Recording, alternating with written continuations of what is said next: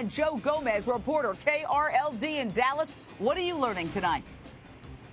Jane, this is a shocking tale of love and romance gone wrong. This multimillionaire vitamin tycoon right now is behind bars after police say he plotted to murder his beautiful ex-catwalk model, wife. Perhaps it was fueled by jealousy. Perhaps there was a custody dispute. But what we do know, Jane, is that there is a tape recording of this man speaking to somebody else who he's trying to hire, allegedly, to murder his wife, going to pay him $80,000 to take her life. Even though the man is behind bars, Jane, she says that she still fears for her life, that somehow he can still reach out from behind prison and get her, Jane.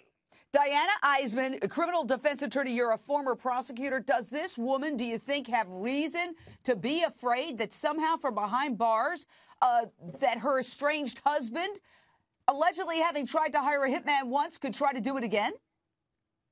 Sure, absolutely. I mean, you know, he's going to have access to the phone. He's going to have access to the ability to contact people. And if he has the right connections, absolutely, she should be afraid.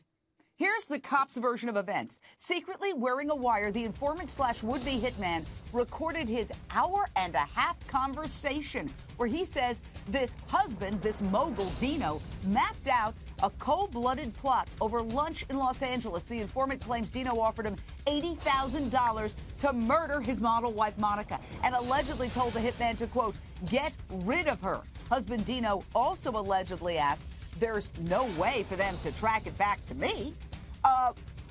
I find that this is something Rolanda Watts, host of Sundays with Rolanda, my old friend, that's like out of a bad Lifetime movie, and yet people allegedly still do this stuff. They get a friend and they start talking about, hey, you know, if I gave you 80 grand, would you whack her?